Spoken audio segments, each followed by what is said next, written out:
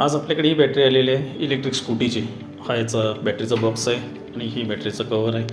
तर ही 60 व्होल्ट 30 एम्पियरची ही बॅटरी आहे आणि ह्या बॅटरीचं प्रॉब्लेम असा आहे की ही बॅटरी चार्ज पण होत नाही आणि गाडीमध्ये लावल्यानंतर ह्याचं ही काही काम पण करत नाही.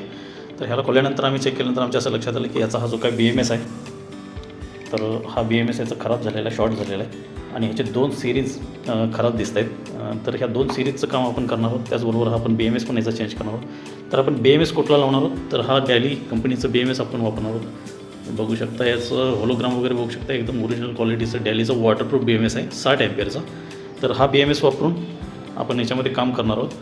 तर आता आपण या बॅटरीला BMS बसवून घेतलेला आहे. तुम्ही बघू शकता BMS आपण इथं बसवलेलं आहे. हे जे सिरीजचे वायर्स आहेत आणि या सिरीजचे वायर्स आपण असे या पद्धतीने या साईडला आपण लावलेले तुम्हाला दिसत असतील.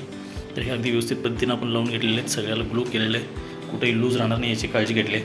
आता ही बॅटरी पॅक करूया आणि ह्याला फुल चार्ज करून एकदा ह्याला डिस्चार्ज करूया. डिस्चार्ज केल्यानंतर आपल्याला ह्या बॅटरीची खरी कॅपॅसिटी कळेल. तर ही बॅटरी आपण फुल चार्ज करून डिस्चार्ज देखील केलेली आहे. डिस्चार्ज केल्यानंतर तुम्ही बघू शकता ह्याच्यामध्ये AH किती निघालेले आहेत. AH निघालेले आहेत आपल्याला 30.2 AH. 30.2 AH 30 AH ही बॅटरी आहे. 30.2 AH म्हणजे खूप चांगल्या पद्धतीने ही बॅटरी वर्क केलेली आहे. तर आता ही बॅटरी खूप चांगल्या पद्धतीने झालेली आहे तयार. तर आपण याला आपण व्यवस्थित पॅक करू आणि कस्टमरला हँडओव्हर करू. तर अशा पद्धतीने आता ही बॅटरी आपली रेडी झालेली आहे. आता ही कस्टमरकडं आपण देत आहोत.